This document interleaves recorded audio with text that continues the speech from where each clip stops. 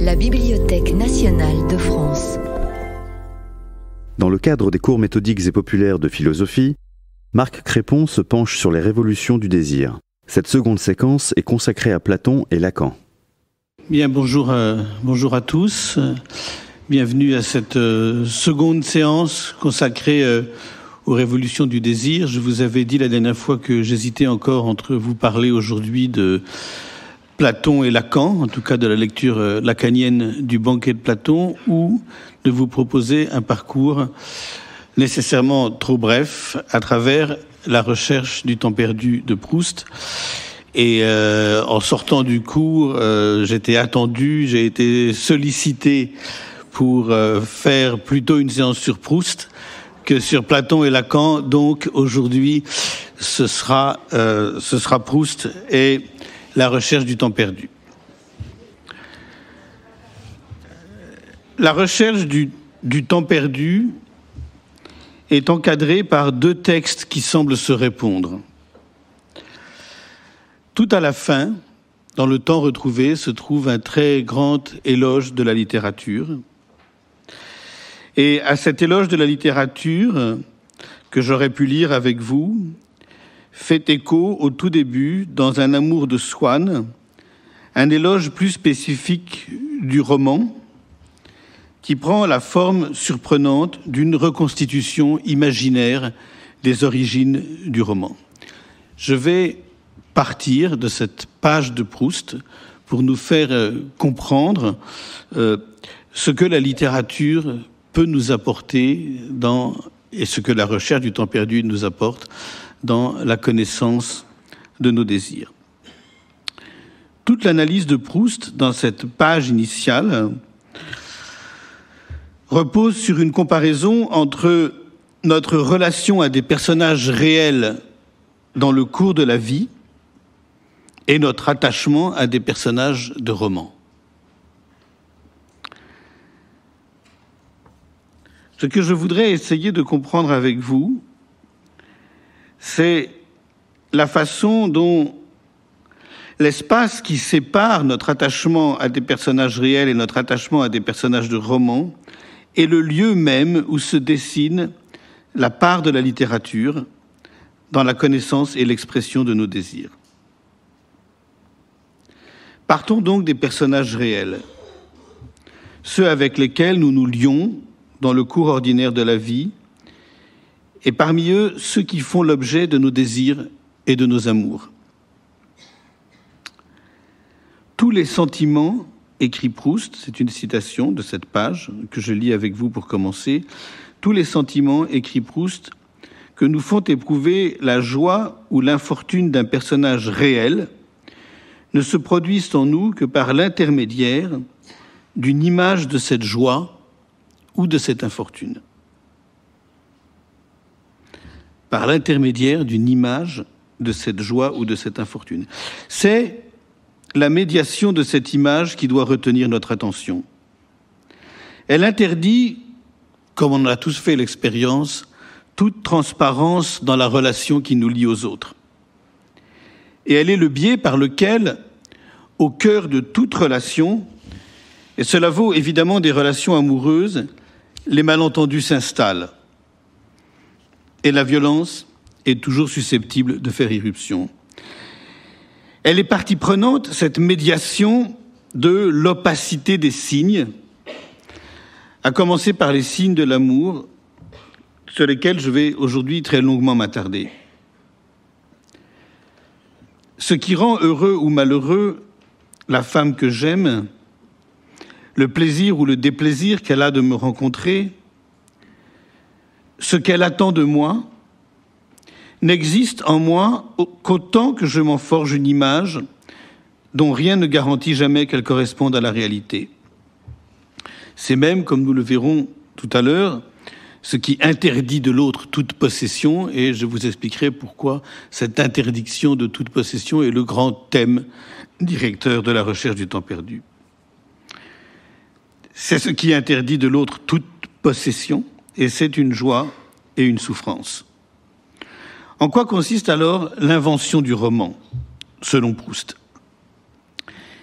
Eh bien, tout simplement, à ne garder que les médiations qui sont l'imaginaire même. À supprimer donc les personnages réels pour circuler avec autant d'ingéniosité que possible dans l'opacité des médiations, ce qui revient à rendre cette opacité même transparente en tant qu'opaque. Je cite ici toujours cette page sur la lecture des romans. L'ingéniosité du premier romancier consista à comprendre que dans l'appareil de nos émotions, l'image était le seul élément essentiel. La simplification qui consisterait à supprimer purement et simplement les personnages réels serait un perfectionnement décisif. Fin de citation. Dans le cours ordinaire de la vie, les médiations ne nous apparaissent pas pour ce qu'elles sont. Nous souffrons sans doute de l'opacité des signes, mais ce n'est pas pour autant que nous en prenons la mesure. Elle contamine, cette opacité des signes, notre relation à la joie et à l'infortune d'un personnage réel, parce qu'elle est partielle, lacunée, intéressée, et parfois même instrumentalisée par une personne tierce, parce que des considérations sociales, politiques et même raciales peuvent interférer, parce que mille forces, autrement dit, se mettent entre moi et les autres, devenant une partie prenante de cette médiation, eh bien je ne vois de l'autre que ce que je veux bien voir ou ce que ces forces me font voir. Autrement dit, c'est d'une façon irrémédiablement biaisée, toujours biaisée, que me parviennent ces émotions. Voilà, si l'on peut dire, la double loi de notre finitude. D'un côté, il n'est pas de relation à l'autre, amicale, amoureuse, qui soit transparente. Toute relation est chiffrée, cryptée. Elle est faite de signes qui attendent leur interprétation. De l'autre, cette opacité même, cette opacité dont le caractère irréductible est la rançon de son infinité, l'infinité de l'être aimé comme de tout autre, et nous verrons bientôt ce qu'il en est du rapport entre cette infinité et l'impossible possession de l'objet de nos désirs autant que de l'être que nous aimons, eh bien cette opacité même nous reste opaque. Nous ne la percevons pas pour ce qu'elle est. Quand vous êtes dans une relation avec autrui, avec n'importe qui, vous n'êtes pas tout le temps à penser à l'opacité des signes que vous échangez avec lui et à l'opacité constitutive de la relation. Vous la mettez entre parenthèses, vous l'oubliez. Cette opacité même nous reste opaque, donc voilà ce que ça veut dire.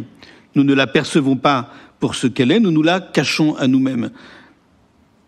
Nous prétendons connaître l'autre, nous prétendons deviner ses intentions, savoir ce qu'il veut et attend de nous, nous le jugeons, nous le cataloguons, nous le caractérisons, et nous oublions par là même que tout ceci est opaque.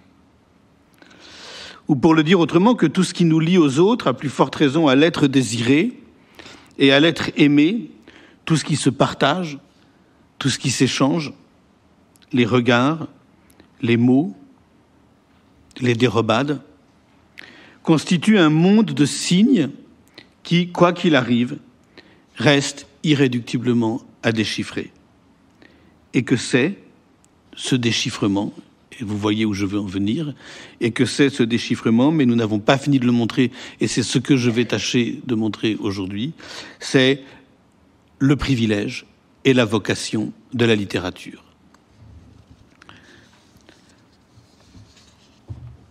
Je voudrais aller plus loin maintenant et franchir une étape. Ce qui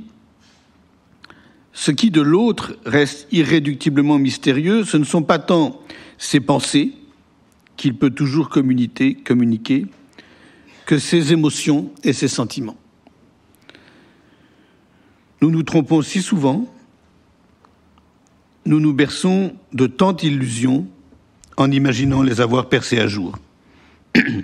Nous leur faisons, à ces émotions et ces sentiments, si souvent violence, comme si, quoi qu'il puisse arriver, devait subsister en nous, parfois même à notre corps défendant, la part obscure d'une irréductible brutalité. Qui n'en a pas fait l'expérience? Un être réel, écrit Proust. Ça n'a pas l'air, mais je ne fais que commenter une page de Proust là. Un être réel, écrit Proust. Si profondément que nous sympathisions avec lui, pour une grande part, est perçu par nos sens, c'est-à-dire nous reste opaque. Offre un poids mort, et j'insiste sur le poids mort, je souligne, offre un poids mort que notre sensibilité ne peut soulever. Je relis cette citation parce qu'elle est vraiment capitale. Un être réel, si profondément que nous sympathisions avec lui, pour une grande part, est perçu par nos sens, c'est-à-dire nous reste opaque, offre un poids mort que notre sensibilité ne peut soulever. C'est ce poids mort que notre sensibilité ne peut soulever qui doit retenir toute notre attention. Il donne à la littérature une indéniable portée éthique, même si je ne suis pas sûr que l'auteur d'Un amour de Swann l'aurait reconnu dans ces termes. Ce qui m'y incite, cependant, à parler donc de portée éthique ici, c'est la façon dont Proust poursuit avec des mots que je trouve absolument décisifs. Je cite encore « Qu'un malheur le frappe », donc ce personnage réel, ce que nous croisons tous les jours dans le cours de notre vie ordinaire. « Qu'un malheur le frappe, ce n'est qu'en une petite partie de la notion totale que nous avons de lui que nous pouvons en être émus. Bien plus, ce n'est qu'en une partie de la notion totale qu'il a de soi qu'il pourra l'être lui-même. » Fin de citation. Alors pourquoi cette notation me semble-t-elle si importante? Parce qu'elle nous dit simplement ceci, à savoir que la littérature nous est essentielle, nous protégeant de laisser notre vie nous échapper, tomber hors de nous, en ceci qu'elle refuse que le malheur des hommes, et peut-être cela vaut-il aussi du chagrin d'amour, elle refuse que le malheur des hommes demeure un reste muet de notre sensibilité. Ce n'est certainement pas la seule vocation de la littérature, mais c'en est une parmi d'autres dont il importe de cerner les contours. Notre vie avec les autres, les personnes réelles, achoppe sur ce que Proust n'hésite pas à appeler, je cite, les parties impénétrables de l'âme. Et il est vrai que, de ce point de vue, il est peu de romanciers qui auront montré avec autant d'acuité que l'auteur d'Un amour de Swann, de La prisonnière et de La fugitive, combien toute relation amoureuse achoppe sur ces parties impénétrables. Ce sont elles qui vouent à l'échec, à l'avance, tout désir de possession. Elles également qui exposent à la jalousie. Car elles sont, ces parties impénétrables de l'âme, le foyer secret de tous les signes que nous ne savons pas interpréter ou dont nous nous disons trop tard que nous aurions dû apprendre à les interpréter autrement. Quel est alors le privilège du roman? Pas n'importe quel roman, mais celui que projette Proust au seuil de la recherche du temps perdu, puisque la page que je lis avec vous est empruntée à Un amour de Swann, c'est-à-dire au tout début. Je cite Proust. « La trouvaille du romancier, écrit-il, a été d'avoir l'idée de remplacer ces parties impénétrables de l'âme par une quantité égale de parties immatérielles, c'est-à-dire que notre âme peut s'assimiler. Mais que sont donc ces parties immatérielles? Rien de plus et rien de moins que la part de l'imaginaire. Ce que de l'autre, de l'être désiré et de l'être aimé, nous ne pouvons connaître. La littérature nous donne le pouvoir de l'imaginer. Pour autant, et c'est tout le génie de Proust, ces signes qui nous sont opaques au moment même où nous savons au moment même où nous les percevons, ces signes que nous savons si peu ou si mal interpréter, notre erreur, notre errance et notre malheur, on aurait tort de supposer que le roman en dévoile d'emblée la signification. Ce serait manquer les preuves de leur opacité. Et donc ce que fait le roman, ce que fait La recherche du temps perdu, est d'une toute autre portée. Il les inscrit, ces signes opaques, dans la durée d'un apprentissage. Il les restitue le temps de la lecture à leur temporalité propre qui n'est rien moins que la différence, avec un A, le fait de différer, qui n'est rien moins que la différence de leur déchiffrement. Eh bien, toute l'œuvre de Proust s'inscrit dans cette perspective. Comme si les signes qui font le tissu de nos vies, et plus qu'aucun autre les signes de l'amour, avaient en chacun de nous une destinée mystérieuse que le roman aurait à charge de reconstituer. Écoutez plutôt comment la page que nous venons de lire ensemble s'achève en faisant le lien entre les personnages de roman et les personnes réelles, entre l'émotion romanesque et celles qui font le cours de la vie, et dont l'enchaînement n'est pas la moindre des obscurités qui nous habitent, l'enchaînement des émotions qui font le cours de notre vie. Je cite encore, « Qu'importe dès lors que les actions, les émotions de ces êtres d'un nouveau genre, les personnages de roman, qu'importe dès lors que les actions, les émotions de ces êtres d'un nouveau genre nous apparaissent comme vraies, puisque nous les avons faites nôtres, puisque c'est en nous qu'elles se produisent, qu'elles tiennent sur leur dépendance, tandis que nous tournons fiévreusement les pages du livre, la rapidité de notre respiration et l'intensité de notre regard. Et une fois que le romancier nous a mis dans cet état, où comme dans tous les états intérieurs, notre émotion est décuplée, où son livre va nous troubler à la façon d'un rêve, mais d'un rêve plus clair que ce que nous avons en dormant, et dont le souvenir durera davantage, alors, voilà qu'il déchaîne en nous, pendant 1 heure, tous les bonheurs et tous les malheurs possibles, dont nous mettrions dans la vie des années à connaître quelques-uns, et dont les plus intenses ne nous seraient jamais révélés, parce que la lenteur avec laquelle ils se produisent nous en ôte la perception. Mais c'est ce qui suit qui importe au plus haut point. La phrase de Proust s'achève par une parenthèse qui dit l'essentiel en quelques mots, au seuil, encore une fois, de la recherche du temps perdu. La parenthèse, la voici. Ainsi, notre cœur change dans la vie, et c'est la pire douleur.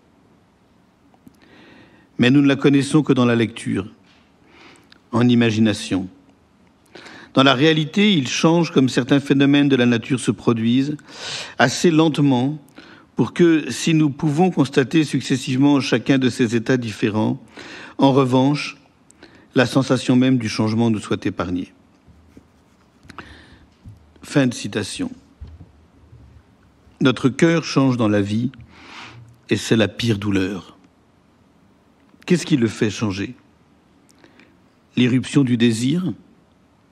Son extinction? La perte de l'être aimé? Son éloignement? Son abandon? Comment n'a-t-on pas vu, compris ce qui venait, ce qui s'annonçait, ce qui devait arriver? Quels signes n'avons-nous pas su à temps, tant qu'il était encore temps, interpréter? De quelles illusions? De quels rêves nous sommes-nous bercés quant à l'objet de nos désirs, avant que le voile ne se déchire? Lire dans son intégralité À la recherche du temps perdu, et je suis certain que certains d'entre vous l'ont fait, et je souhaite à tous ceux qui ne l'ont pas fait de trouver un jour le temps de le faire. Il faut à peu près 8 à 9 mois, en gros. C'est le temps que ça m'a pris pour la relire intégralement. Lire dans son intégralité À la recherche du temps perdu, c'est se donner le temps d'un très étrange et très troublant apprentissage de la vie, qui substitue à sa discontinuité, à ses oublis, à ses impasses, à ses égarements, à son obscurité même, la clarté d'un temps retrouvé dans et grâce à l'imagination. Mais qu'est-ce que cela veut dire, retrouver le temps? Comment allons-nous procéder?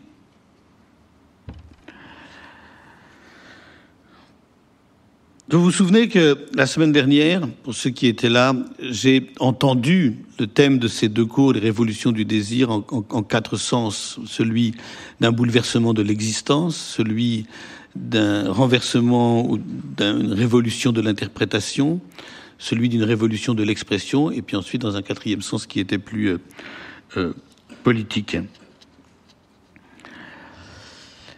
Eh bien, souvenons-nous de ce que je disais à propos du bouleversement de l'existence, ce que nous avions trouvé en lisant Breton, d'un bouleversement de l'existence, de son renversement même ou de son retournement, quand ce bouleversement, ce renversement, ce retournement ne laisse intacte aucune des relations qui faisaient jusqu'à son irruption, le tissu de notre existence. Ce bouleversement, cependant, tout désir n'est pas nécessairement destiné à le provoquer. Quel désir alors? Eh bien, celui, peut-être, qui ne se laisse pas penser en dehors de l'amour.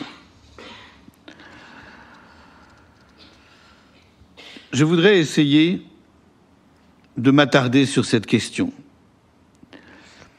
Et je le ferai au fil conducteur de la lecture que je vais vous proposer à présent de la recherche du temps perdu, qui ne pourra être évidemment que fragmentaire. Donc ce que je vais vous proposer pour l'heure qui vient, ce sont les fragments épars d'une lecture ordonnée, quelques variations donc, dont vous allez découvrir les thèmes chemin faisant. Et le premier thème que je vais aborder, parce que c'est évidemment celui qui est central dans la recherche du temps perdu, c'est le temps de l'amour.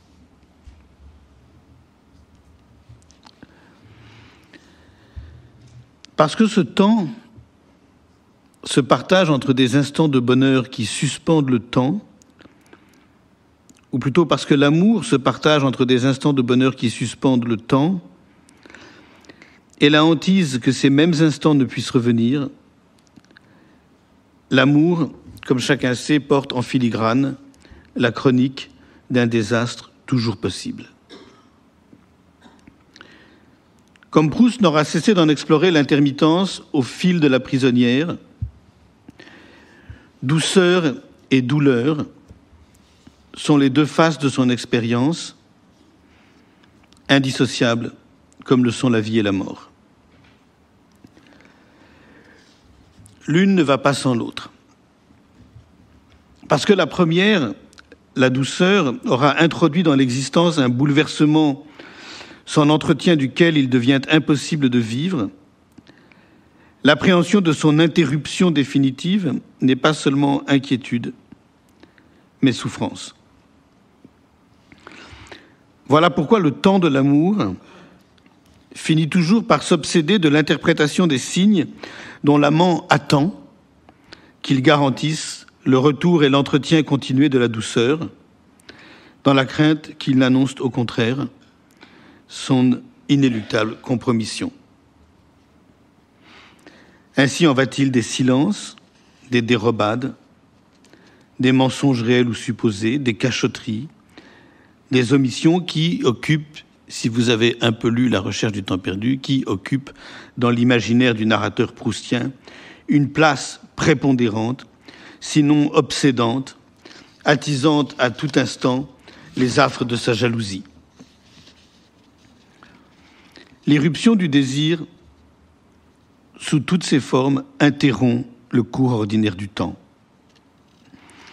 Non seulement les heures, les journées, les semaines n'ont pas la même durée, trop brève ou interminable selon qu'elle se déroule en présence de l'être désiré ou loin de lui. Mais plus encore, tout ce qui nous en éloigne, tout ce qui nous retient loin de lui, qui est interminable, nous fait l'effet d'un temps perdu. Cette temporalité, cependant, n'est pas seulement celle de nos désirs, mais tout autant celle de l'amour lui-même, qu'il soit ou non réciproque et partagé. Si j'aime sans avoir la certitude d'être aimé, le temps passé loin de l'être aimé me semblera tout aussi interminable. Les moments volés, les rendez-vous obtenus seront synonymes de cette douceur que j'évoquais à l'instant, et leur interruption, la séparation, fera naître la crainte que ce rendez-vous soit le dernier, que ces moments ne se répètent plus, que l'être aimé se lasse de ses regards amoureux, de ses attentions, de ses attentes qu'il ne saurait rendre, de sorte que la douceur de ces moments consentis fera place aussitôt à la douleur de leur suspension. À la douleur de leur suspension. C'est alors que les paroles, les regards des instants passés apparaîtront rétrospectivement comme des signes que l'on n'aura pas su interpréter. Une lassitude, un ennui, un espoir. Voilà qui complique considérablement la relation du désir et de l'amour, le besoin fou de se trouver auprès de l'être qu'on désire, de laisser les heures filer auprès de lui, est-ce pur fantasme? Et faut-il que ce besoin soit réciproque pour parler d'amour? Je cite ici, je vais beaucoup le citer aujourd'hui, je cite ici un passage de La Recherche du temps perdu que j'emprunte à Du côté de chez Swann. Peut-être était-ce à cette angoisse qu'il était redevable de l'importance qu'Odette avait prise pour lui. Les êtres nous sont d'habitude si indifférents que, quand nous avons mis dans l'un d'eux de telles possibilités de souffrance et de joie pour nous, il nous semble appartenir à un autre univers. Il s'entoure de poésie. Il fait de notre vie comme une étendue mouvante où il sera plus ou moins rapproché de nous. Swann pouvait se demander sans trouble ce qu'Odette deviendrait pour lui dans les années qui allaient venir. Parfois, en voyant de sa Victoria dans ces belles nuits froides, la lune brillante qui répandait sa clarté entre ses yeux et les rues désertes, il pensait à cette autre figure claire et légèrement rosée comme celle de la lune, qui un jour avait surgi dans sa pensée et depuis projetait sur le monde la lumière mystérieuse dans laquelle il le voyait. Il faut cependant, fin de citation, il faut cependant aller plus loin encore. Si l'interprétation des signes est à ce point obsessionnelle, c'est qu'elle ne se limite jamais au présent. Non seulement le temps du désir et celui de l'amour, loin de projeter leur inquiétude exclusivement dans l'avenir, intègrent un ressassement du passé qui ne laisse pas en paix, mais plus encore, leur interprétation est à chaque fois rétroactive. C'est telle parole, tel geste, telle étrange distance, tel soudain mutisme qu'elle craint, cette interprétation, de n'avoir pas su prendre en compte à temps, qu'elle aurait dû peut-être soupçonner et questionner. Mais qui plus est, cette rétroaction ne se limite pas aux signes dont la mémoire a gardé le souvenir, parce que nous en avons été le témoin direct. Elle s'étend à l'infini, à la poursuite des lieux où nous n'étions pas présents, des moments que nous n'avons pas partagés, dès lors qu'ils sont liés à l'être aimé. Alors il y a une phrase, évidemment, très, très célèbre dans La prisonnière de Proust. Il y a une définition de l'amour. Il y en a beaucoup tout au long de La Recherche du temps perdu. Mais il y en a une dans La prisonnière qui est absolument capitale et admirable, qui est très simple. L'amour, dit Proust, c'est l'espace et le temps rendus sensibles au cœur. L'amour, c'est l'espace et le temps rendus sensibles au cœur. Eh bien, lorsque Proust écrit de l'amour dans La prisonnière, qu'il est l'espace et le temps rendus sensibles au cœur, il nous renvoie à une expérience d'avance perdue qui, parce qu'elle reste introuvable, fait l'objet d'une quête éperdue. Le temps de l'autre, de l'être aimé, de l'être désiré, de l'être aimé, est un temps qui nous échappe.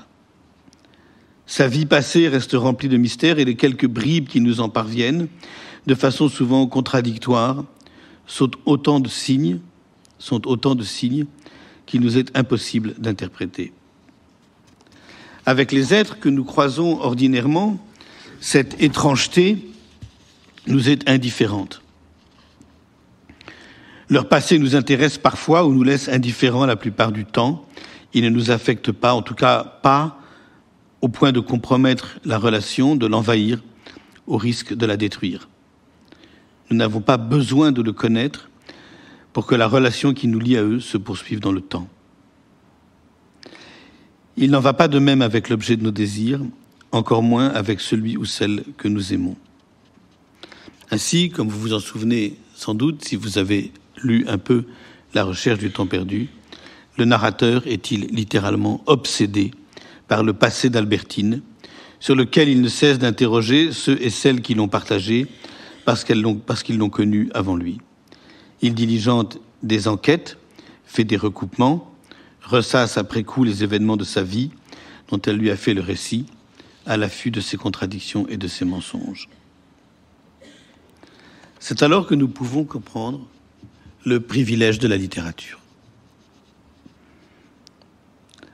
Le temps de l'amour est discontinu, fragmentaire, parce que notre connaissance des signes qui le rendent possible, qui nous font croire à sa possibilité ou à son impossibilité, qui le confortent ou le fragilisent, a une histoire qui fait intimement partie de sa destinée, une histoire qui nous échappe dans la vie réelle. Et c'est ce qui permet à cette vie de tomber hors de nous. Ce que nous croyons notre amour, notre jalousie, écrit Proust dans Du côté de chez Swann, n'est pas une même passion, continue, indivisible. Il se compose d'une infinité d'amours successifs, de jalousies différentes et qui sont éphémères, mais par leur multitude ininterrompue donnent l'impression de l'unité, l'illusion de la continuité.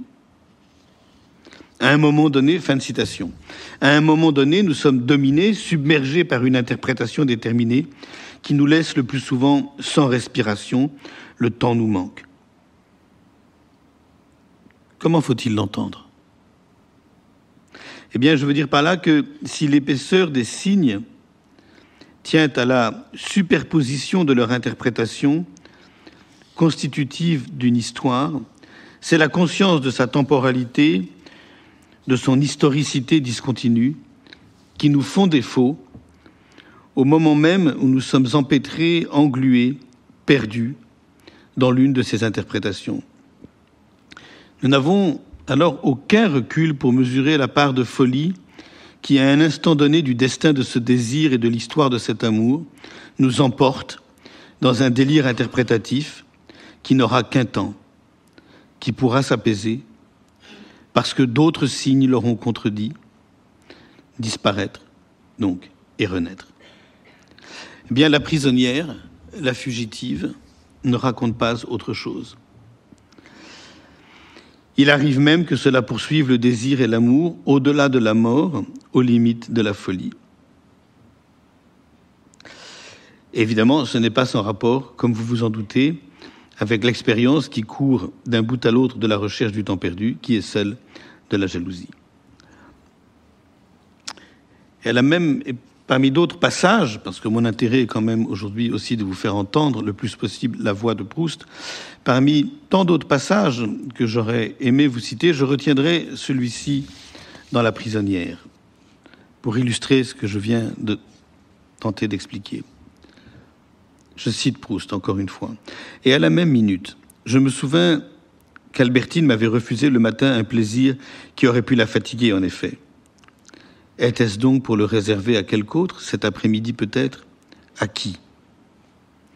C'est ainsi qu'est interminable la jalousie, car même si l'être aimé, étant mort par exemple, ne peut plus la provoquer par ses actes, il arrive que des souvenirs, postérieurement à tout événement, se comportent tout à coup dans notre mémoire comme des événements eux aussi, souvenirs que nous n'avions pas éclairés jusque-là, qui nous avaient paru insignifiants et auxquels il suffit de notre propre réflexion sur eux, sans aucun fait extérieur, pour donner un sens nouveau et terrible. On n'a pas besoin d'être deux. Il suffit d'être seul dans sa chambre à penser pour que de nouvelles trahisons de votre maîtresse se produisent, fût-elle morte.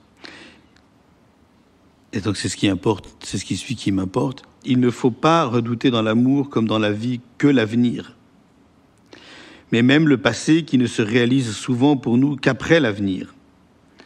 Et nous ne parlons pas seulement du passé que nous apprenons après coup, mais de celui que nous avons conservé longtemps en nous et que tout d'un coup nous apprenons à lire. Fin de citation. Eh bien, il en résulte ce qui reste peut-être la vérité la plus brûlante de l'amour, telle que Proust en explore le mystère d'un bout à l'autre de son œuvre. Le temps de l'amour est celui d'un désir de possession qui, quelle que soit son issue charnelle, achoppe toujours sur son impossible réalisation. La possession, en d'autres termes, ne se limite pas à l'effusion et la fusion des corps, autant que nous puissions la désirer. La vocation des signes de l'amour, dès lors, se dédouble. Et il n'y a peut-être pas d'apprentissage que le narrateur, dans la recherche du temps perdu, fasse de façon plus constante et douloureuse que celle de ce dédoublement. D'un côté, les signes de l'amour sont ceux que nous escomptons de l'être aimé. Mais aussi bien, sauf que Proust en parle peu, ce que nous devons apprendre à lui donner, ou que nous décidons stratégiquement de ne pas lui donner, ce dont Proust parle davantage, pour l'inquiéter et accroître son désir, au risque de rajouter encore, pour prix de cette incertitude, une épreuve à leur déchiffrement, celle de l'éloignement, de l'abandon ou de la perte. Donc, d'un côté, les signes de l'amour sont ceux que nous escomptons de l'être aimé, mais aussi bien ceux que nous devons apprendre à lui donner. D'un autre côté, et c'est peut-être le plus dur des apprentissages, ces signes sont aussi ceux des limites même du désir, de ce qu'il ne peut atteindre et dont il doit apprendre à reconnaître qu'effectivement, cela lui reste inaccessible. D'où nous viennent-ils ces signes? Eh bien, précisément du temps de l'autre, qu'il nous est impossible de reconstituer, que nous ne pourrons donc jamais nous approprier, en dépit de tous nos efforts, comme ceux que fait le narrateur pour y mettre de la clarté. Mais du même coup aussi de tous les espaces auxquels ce temps de l'autre qui nous échappe est lié, comme si chacun portait au fond de son cœur une géographie inassimilable qui lui est propre, des noms de pays, des noms de villes, des noms de rues, et avec eux les événements secrets, les rencontres, les émotions, les désirs qui leur sont liés. Voyez ce qu'en dit Proust dans La prisonnière, dans un passage où il s'agit de la façon si singulière, à nul autre comparable, si aisément identifiable, que nous avons de prononcer le nom, le prénom en l'occurrence de l'être aimé, comme s'il nous appartenait. Il y a tout du dédoublement que j'évoquais à l'instant, dans cette façon amoureuse, si aisément reconnaissable que nous avons de nous imaginer que cette façon de dire, cette intonation qui n'appartient qu'à nous, constitue le signe le plus probant de notre amour. C'est vrai, c'est beaucoup, et c'est pourtant si peu, c'est si éloigné de nous assurer la possession de celui ou celle que nous aimons, que cela n'en est finalement que l'illusion que nous devrons apprendre à reconnaître comme telle. je cite, « Une telle mainmise, résumée en invocable, sur toute une existence, m'avait paru chaque fois que j'étais amoureux devoir être si douce. Mais en réalité, quand on peut le dire, ou bien cela est devenu indifférent, ou bien l'habitude n'a pas émoussé la tendresse, mais elle en a changé les douceurs en douleurs. » Donc on retrouve ici le couple de concepts qui est extrêmement déterminant pour Proust tout au long de la recherche de la douceur et de la douleur. Je savais que moi seul pouvais dire de cette façon-là Albertine à André. Et pour moi-même, je sentais que je n'étais rien. Et alors c'est la phrase qui suit qui m'apporte évidemment. Et je comprenais l'impossibilité où se heurte l'amour. Nous nous imaginons qu'il a pour objet un être qui peut être couché devant nous, enfermé dans un corps. Hélas, il est l'extension de cet être à tous les points de l'espace et du temps que cet être a occupé et occupera. Si nous ne possédons pas son contact avec tel lieu, avec telle heure, nous ne le possédons pas. Or, nous ne pouvons toucher tous ces points. Si encore ils nous étaient désignés, peut-être pourrions-nous nous étendre jusqu'à eux. Mais nous tâtonnons sans les trouver. De là la défiance, la jalousie, les persécutions. Nous perdons un temps précieux sur une piste absurde et nous passons, sans le soupçonner, à côté du vrai. Donc voilà tout ce que je voulais dire sur le temps de l'amour. Maintenant, étape suivante dans ce parcours que je vous propose à travers la recherche du temps perdu, le désir et l'amour. Le passage que je viens de lire, j'ai oublié de le signaler, était emprunté bien évidemment à la prisonnière. Le désir et l'amour. Pour Proust, comme pour beaucoup, le désir ne peut se penser que sous le signe du manque. Proust, comme peu d'écrivains l'auront fait avec une telle acuité, aura décrit, quant à lui, le désir à partir des souffrances physiques qu'il provoque, à plus forte raison, quand l'être désiré apparaît à jamais inaccessible. On ne saurait donc minimiser la dimension corporelle, proprement charnelle, de ce que nous tentons depuis la semaine dernière de penser comme révolution du désir, quand nous le pensons comme un bouleversement de l'existence. S'il y a révolution, c'est donc d'abord dans le corps même que celle-ci se produit. Pas seulement parce que si souvent l'irruption du désir nous coupe l'appétit, nous prive de sommeil, mais parce que tous les mouvements du corps en sont affectés, comme si sa puissance première, la puissance du désir, était de nous rendre étrangers à nous-mêmes, maladroits, malhabiles, au point de rendre impossible, sinon insupportable, la vie avec les autres que ce désir ne concerne pas, qui n'ont pas à le connaître et qui sans doute ne le comprendraient pas. Dans le bouleversement de l'existence, par lequel je décris cette révolution du désir, il y a donc cet étrange absentement du monde qui constitue la rançon corporelle la plus douloureuse et la plus imparable de nos désirs. Parmi toutes celles qu'en donne Proust, je retiendrai celle qui donne du retournement de ses viscères, celle qu'il donne du retournement de ses viscères, alors que son désir de Madame de Guermantes occupe toutes ses pensées, dans le 3e volume de La recherche du temps perdu, le côté de Guermantes, comme si, révolution extrême, un autre corps, un corps étranger, s'était substitué à son propre corps. N'est-ce pas, au demeurant, ce que nous ressentons quand nous confessons que, fous de désir, nous ne nous reconnaissons plus nous-mêmes, ne sachant plus qui ni où nous sommes. Écoutez plutôt ce nouveau passage, qui cette fois-ci est emprunté aux côtés de Guermantes. Il y avait des soirs où, en traversant la ville pour aller vers le restaurant, je regrettais tellement Madame de Guermantes que j'avais peine à respirer. On aurait dit qu'une partie de ma poitrine avait été sectionnée par un anatomiste habile, enlevée et remplacée par une partie égale de souffrance immatérielle, par un équivalent de nostalgie et d'amour.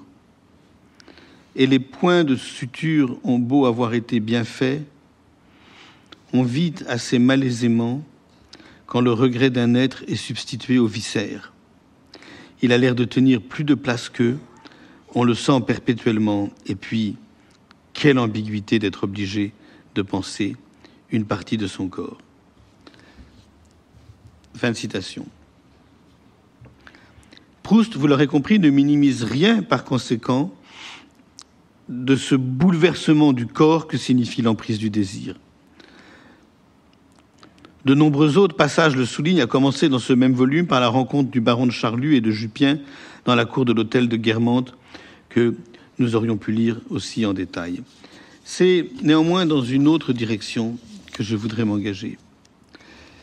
Si j'ai tenu à rappeler la puissance de cette emprise, c'est pour pouvoir donner toute sa portée à ce que je voudrais analyser à présent quant à la relation sur laquelle il faut bien dire un mot, si compliqué, du désir et de l'amour, en prenant pour se faire un biais paradoxal qui est celui de l'amour platonique, dont évidemment j'aurais beaucoup parlé si j'avais parlé du banquet aujourd'hui et de la lecture qu'en propose Lacan. Il y a plusieurs façons d'entendre l'amour platonique, compris comme un amour privé de sa dimension charnelle. Il y a plusieurs façons de l'entendre selon les raisons qui exigent cette privation, qu'il s'agisse d'un amour non partagé, soit que des raisons sociales, religieuses, morales ne permettent pas à l'amour partagé de s'abandonner à la fusion des corps.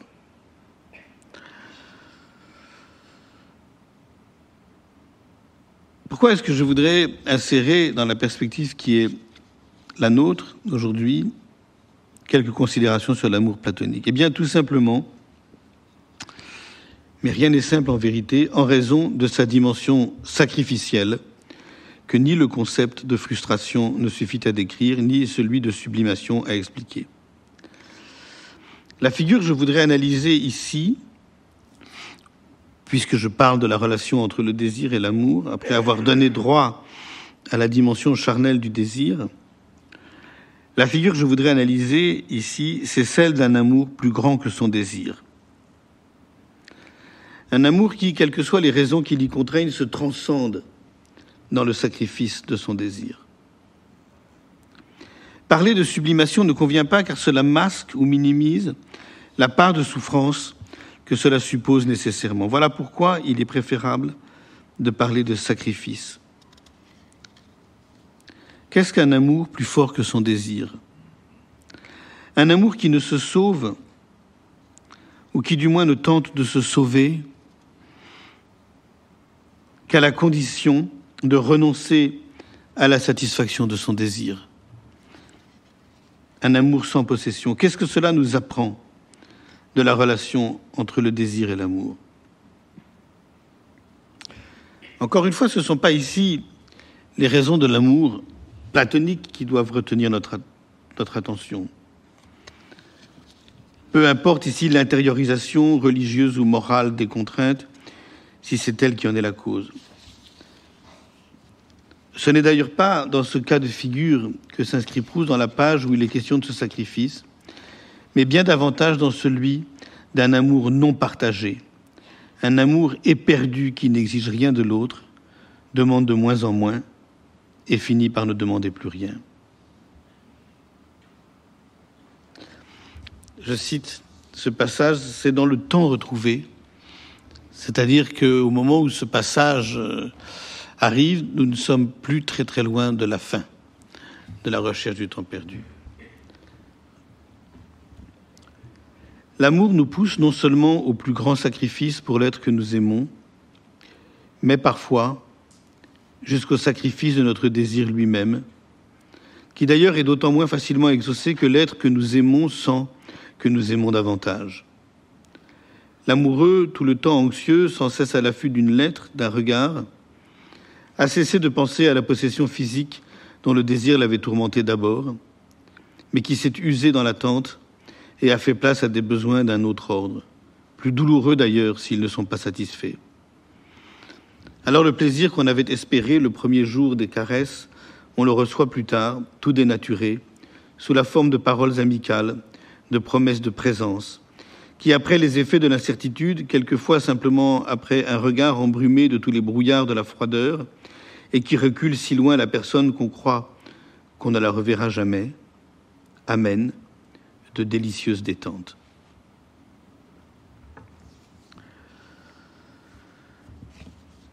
La question, dans le fond, que je voudrais poser ici et que ce passage me permet de poser, et qu'il faut bien poser à propos de l'articulation de l'amour du désir, est la suivante. Est-ce qu'il n'y a d'amour que réciproque ? Comment nommer dès lors l'absence de réciprocité ? Nous avons évidemment aujourd'hui un nom pour désigner les pressions du désir, l'insistance de sa demande dans ces conditions. C'est très précisément ce qu'on nomme à juste titre harcèlement. Mais quand l'amour ne demande rien, quand il renonce à la satisfaction de son désir, de peur de perdre à jamais l'être aimé, certain que rien ne compromettrait davantage la possibilité de se donner une dernière chance que de s'abîmer dans le harcèlement. Peut-on encore parler d'amour ? De quel amour alors s'agit-il ? D'un amour spirituel ? Il y a assurément de la souffrance dans le renoncement qu'impose un amour platonique. Est-ce pour autant un amour impossible ? Est-ce se bercer d'illusions, se payer de mots que de parler encore d'amour dans de telles conditions, comme un pan entier de la tradition poétique et romanesque nous aura incité à le faire ?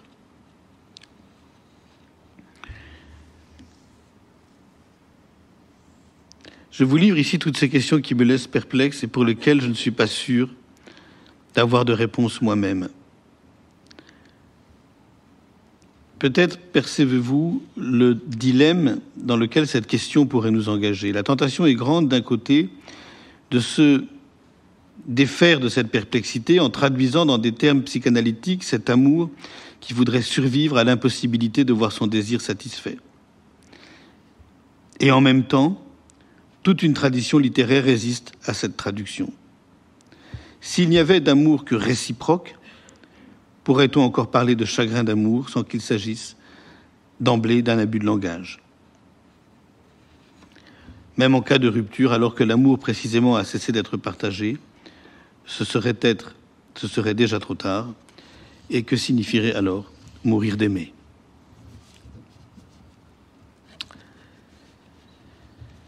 J'en viens au troisième thème que je voulais aborder avec vous, que j'ai annoncé, après avoir ici traité des relations entre l'amour et le désir. Ce troisième thème, c'est celui de l'impossible possession. Je vous ai dit il y a un moment que la vérité de l'amour tenait dans l'impossible possession de son objet. Et que, à supposer qu'on veuille parler d'apprentissage des signes et de leur déchiffrement pour décrire les chemins du narrateur dans la recherche du temps perdu, le plus essentiel des apprentissages, celui notamment qui occupe la prisonnière et la fugitive, était la conscience de cette impossibilité. L'impossibilité pour l'amour de posséder son objet. Et si vous avez un peu lu La recherche du temps perdu, et notamment ces deux volumes-là, La prisonnière et la fugitive, vous Vous vous en souvenez bien évidemment.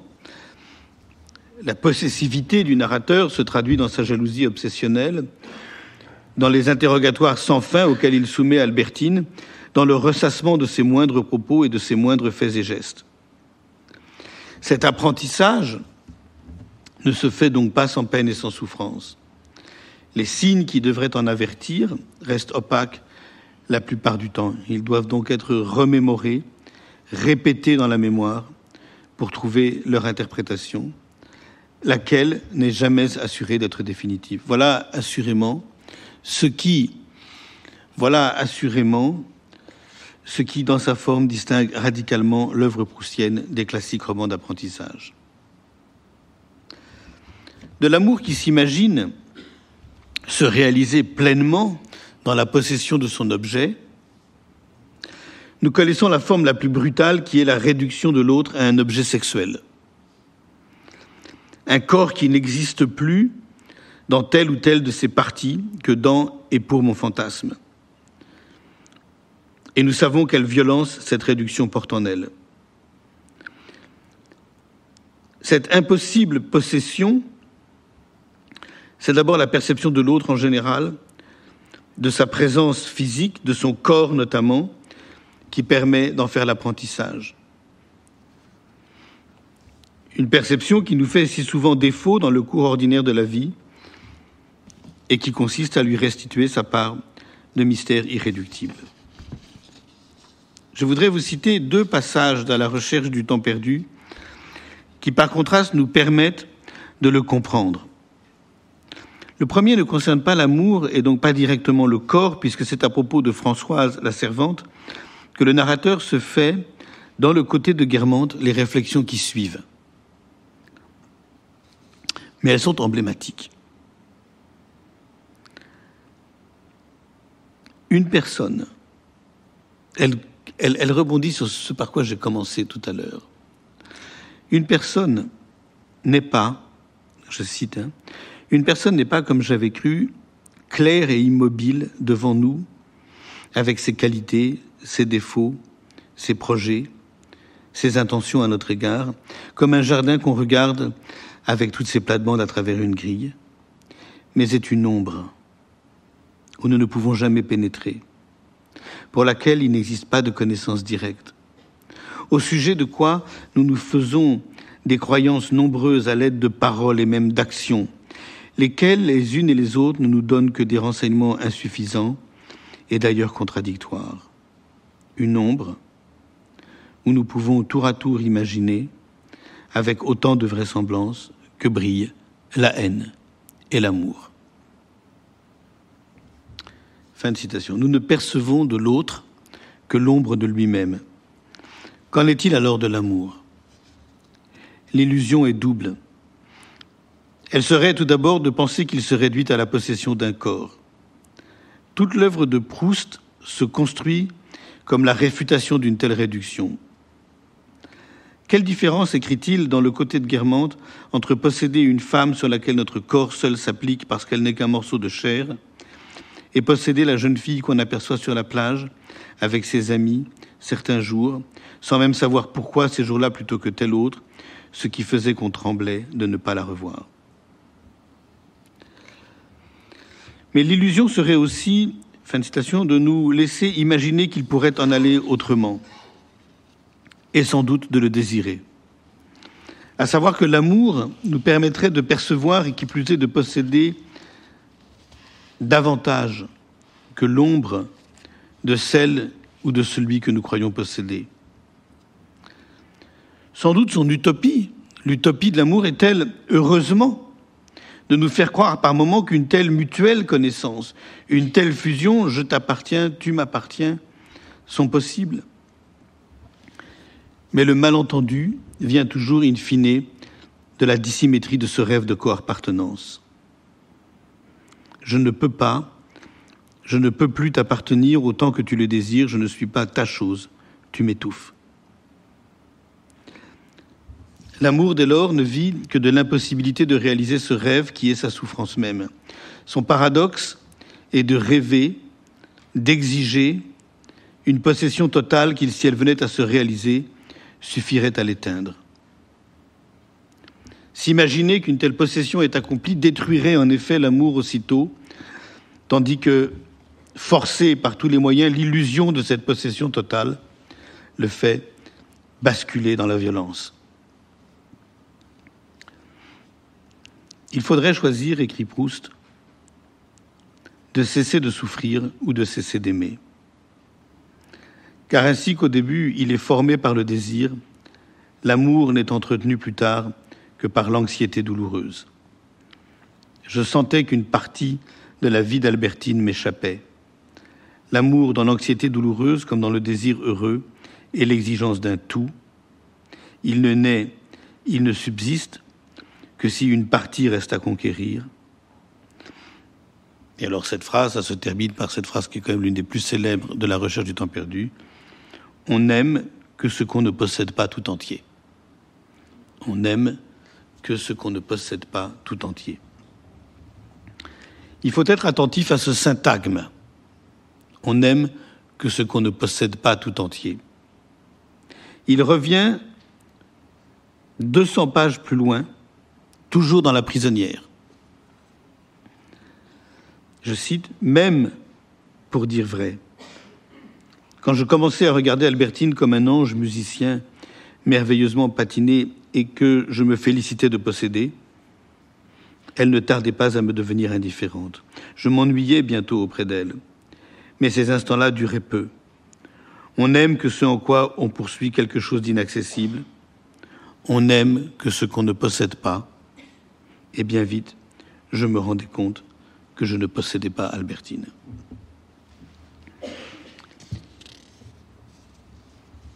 Il n'est pas, ça c'est dans La prisonnière, les deux passages que je viens de lire, il n'est pas difficile alors de comprendre deux points essentiels dans cette économie d'une impossible possession. La première est évidemment la place qui occupe la jalousie. Sa souffrance, la souffrance de la jalousie est le prix dont se paye la relance du désir. Être jaloux, aussi maladivement que l'est le narrateur, c'est la seule façon de mettre en échec l'illusion de la possession et par là même d'en entretenir, sinon d'en ranimer le désir. S'il est vrai que l'amour s'éteint dans cette illusion, la jalousie qui inquiète cette illusion, qui l'ébranle et qui finit par la détruire, c'est sa dynamique même, la dynamique de la jalousie, eh bien, la jalousie qui inquiète cette illusion, qui l'ébranle et qui finit par la détruire, réveille l'amour en même temps qu'elle est une indicible cause de souffrance. Elle est atroce, insupportable, autant que nécessaire. Le second point essentiel, c'est du même coup l'étrange fonction des signes dans cette économie. Leur opacité nourrit la jalousie. Elle identifie le déclenchement de sa crise et les mécanismes de son engrenage à la folie d'une interprétation, celle de ses signes même, un récit contradictoire ou déplacé, un flagrant délit de mensonge, etc., qui ne se satisfait jamais d'elle-même. Et donc la temporalité de leur déchiffrement, la temporalité du déchiffrement des signes qui provoquent la jalousie est concomitante des relances du désir, de telle sorte que dans la recherche du temps perdu, le temps de la jalousie est celui de l'amour même. Je vous avais annoncé à l'instant 2 pages. La première qui parle de Françoise, que je vous ai lue, la seconde est la suivante que j'emprunte à La prisonnière. Je vais vous la lire sans d'autres commentaires que les analyses que je vous ai proposées en amont. Sauf pour dire qu'il faudrait en compléter la lecture par celle des premières pages de La fugitive, le récit de la fuite d'Albertine. Qu'il faudrait analyser donc la façon dont le narrateur en avait pressenti l'imminence et le chemin qu'il lui faudra faire alors pour en interpréter rétrospectivement les signes. Tout ce qui trahissait depuis longtemps, qu'il ne sut pas voir à temps, cet étouffement,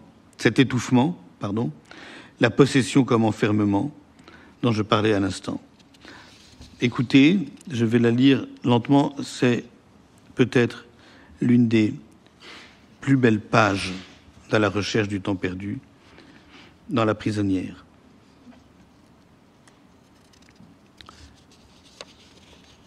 Je pouvais bien prendre Albertine sur mes genoux, tenir sa tête entre mes mains. Je pouvais la caresser, passer longuement mes mains sur elle.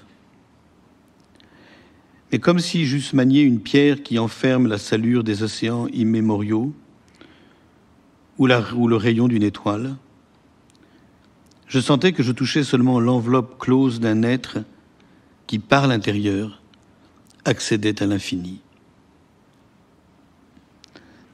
Combien je souffrais de cette position où nous a réduit l'oubli de la nature qui, en instituant la division des corps, n'a pas songé à rendre possible l'interpénétration des âmes. Et je me rendis compte qu'Albertine n'était pas même pour moi, car si son corps était au pouvoir du mien, sa pensée échappait aux prises de ma pensée, la merveilleuse captive dont j'avais cru enrichir ma demeure, tout en y cachant aussi parfaitement sa présence, même à ceux qui venaient me voir et qui ne la soupçonnaient pas au bout du couloir dans la chambre voisine, que ce personnage dont tout le monde ignorait qu'il tenait enfermé dans une bouteille la princesse de Chine, m'invitant sous une forme pressante, cruelle et sans issue, à la recherche du passé. Elle était plutôt comme une grande déesse du temps. Et s'il a fallu que je perdisse pour elle des années, ma fortune, et pourvu que je puisse me dire ce qui n'est pas sûr, hélas, qu'elle n'y a, elle, pas perdu, je n'ai rien à regretter. Donc je vous relis. Je pouvais bien prendre Albertine sur mes genoux, tenir sa tête entre mes mains.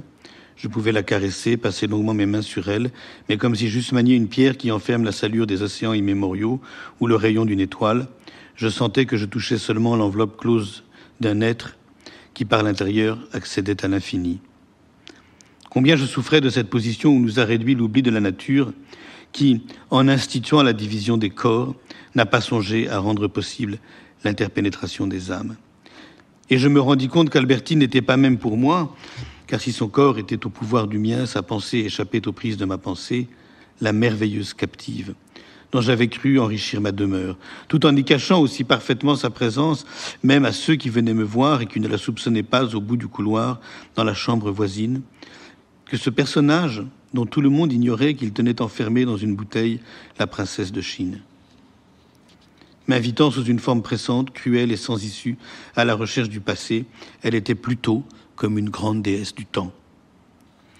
Et s'il a fallu que je perdisse pour elle des années, ma fortune, et pourvu que je puisse me dire ce qui n'est pas sûr, hélas, qu'elle n'y a, elle, pas perdu, je n'ai rien à regretter. Dernière, maintenant, étape de ce parcours que je voulais vous proposer aujourd'hui, c'est évidemment les langues de l'amour.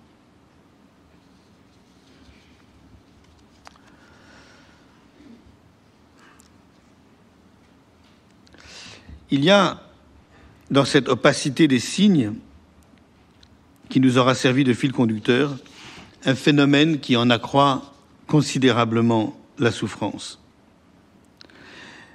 Rien moins que l'impossibilité où nous sommes de savoir la façon dont seront reçus la langue que nous utilisons, les mots que nous risquons pour laisser deviner notre amour à l'être que nous aimons, en parlant ou en écrivant. Tout ce que nous balbutions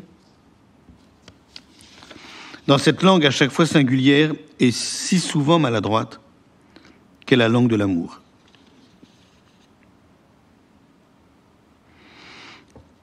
La douleur des signes, dont j'aurais tant parlé aujourd'hui, la douleur des signes tient ainsi autant à ceux que nous ne savons pas déchiffrer de la langue de l'être aimé, ces paroles, ces messages, ces gestes, ces silences aussi, sur lesquels je vais revenir dans un instant. La douleur des signes tient autant à ceux que nous ne savons pas déchiffrer de la langue de l'être aimé qu'à ceux que nous lui adressons et dont nous tourmente à l'infini l'interprétation 1000 fois reprise de la façon dont ils auront été reçus à supposer qu'il l'ait été. Avec quelle surprise, quel agacement, quelle indifférence, mais tout aussi bien quelle émotion, quelle joie, quel bonheur. Or, si ces langues sont si difficiles à déchiffrer, celle de l'aimant et celle de l'aimé, c'est qu'elles ne disent jamais ce qu'elles veulent dire, qu'elles évitent même de le dire, sans que nous en ayons conscience, de telle sorte que nous ne sommes jamais en mesure d'acquérir la certitude de les avoir comprises. Les preuves du désir que nous aimerions pouvoir donner et que nous voudrions recevoir se donnent rarement, sinon jamais dans la transparence d'une langue dont nous ne pouvons savoir jusqu'à quel point elle est ou non partagée. Quand bien même elle semble faite de ces évitements, dont Proust donne une magnifique description dans Du côté de Guermantes, nous ne sommes jamais assurés de ce qui y est véritablement évité. Je cite ici très brièvement ce passage de Du côté de Guermantes. « Il n'y a rien comme le désir, écrit Proust, pour empêcher les choses qu'on dit d'avoir aucune ressemblance avec ce qu'on a dans la pensée. Le temps presse, et pourtant il semble qu'on veuille gagner du temps en parlant de sujets absolument étrangers à celui qui nous préoccupe. »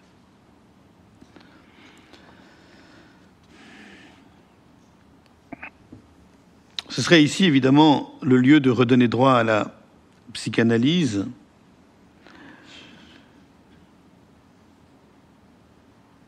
en pensant,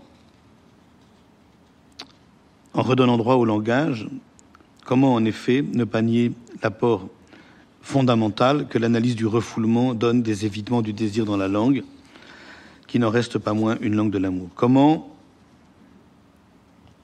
dans quelle langue nos désirs se traduisent-ils? Nous sommes si maladroits, si désarmés, quand leur puissance nous emporte, qu'elle réduit à néant toute illusion d'une maîtrise du langage qui en garantirait le contrôle. Et là, évidemment, c'est le fil où nous pourrions lier à la fois ce que nous avons vu la semaine passée en lisant Breton et ce que nous découvrons aujourd'hui en lisant Proust. Donc je vais à présent conclure dans quelques minutes. Je vais à présent m'approcher de ma conclusion.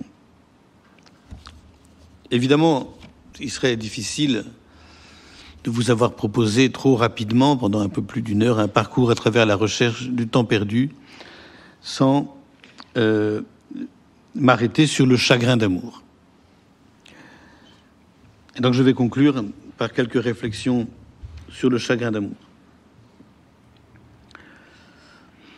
Et je voudrais le faire en parlant de ce qui, parmi tant d'autres manifestations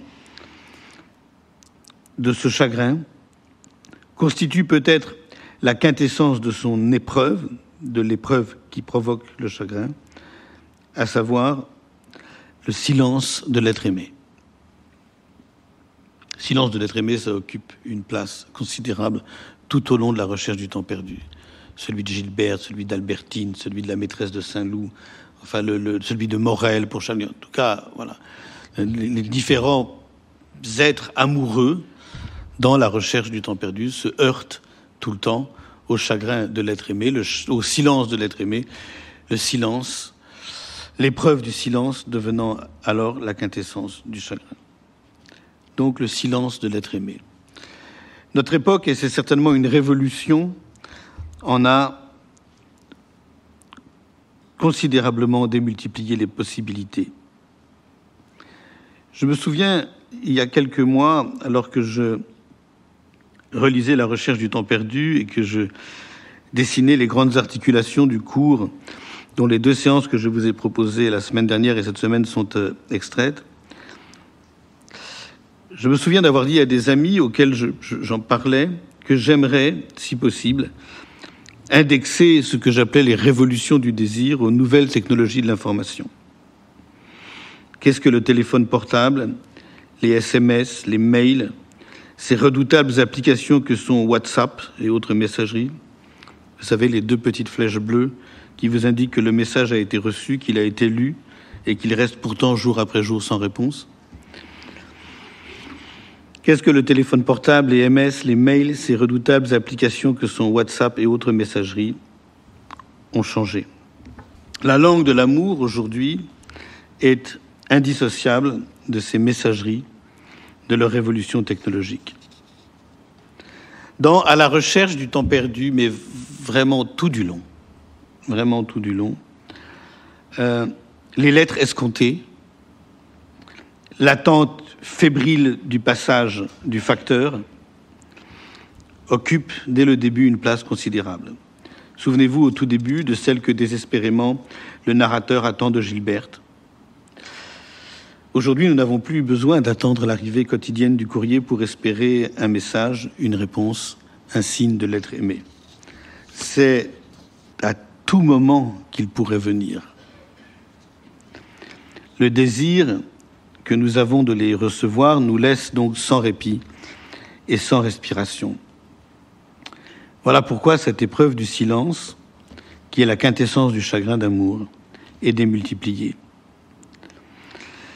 Car de tous les signes de l'amour, en l'occurrence du désamour, le silence est peut-être le plus difficile, le plus douloureux à interpréter. De quoi est-il le signe ? D'une simple fâcherie, d'un mouvement de colère, d'une inattention, ce qui en fait déjà un mauvais signe, ou plus radicalement d'un abandon. L'épreuve du silence est la quintessence du chagrin d'amour, parce que pour peu qu'elle signifie la perte de l'objet aimé, de l'être aimé, elle creuse le lit de cette mélancolie à laquelle donc les nouvelles technologies de la communication ont donné de nouveaux aiguillons et de nouveaux supports. Je vais donc vous lire pour conclure, et je m'arrêterai là, aujourd'hui, la page que Proust consacre au silence de l'être aimé dans Le Côté de Guermantes.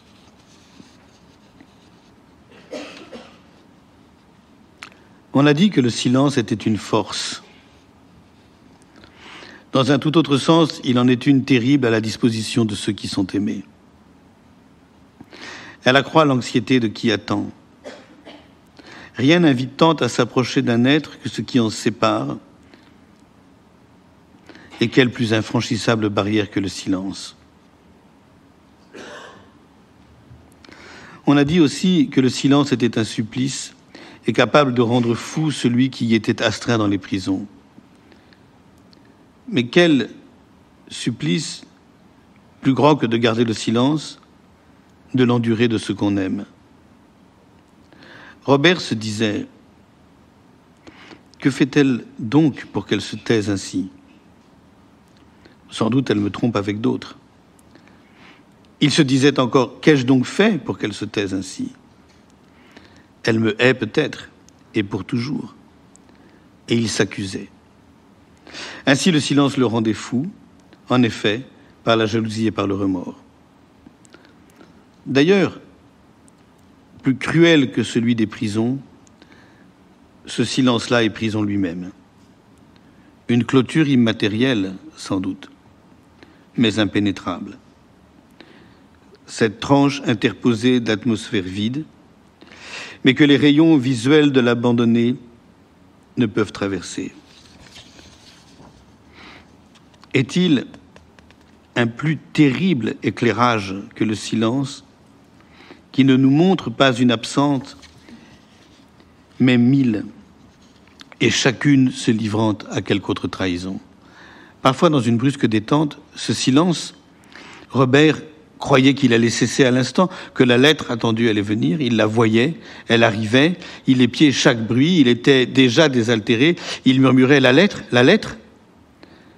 Après avoir entrevu ainsi une oasis imaginaire de tendresse, il se retrouvait piétinant dans le désert réel du silence sans fin. Voilà, je finis sur une note incroyablement optimiste, une très belle note. Et je vous remercie de votre attention la semaine dernière et cette semaine. Voilà.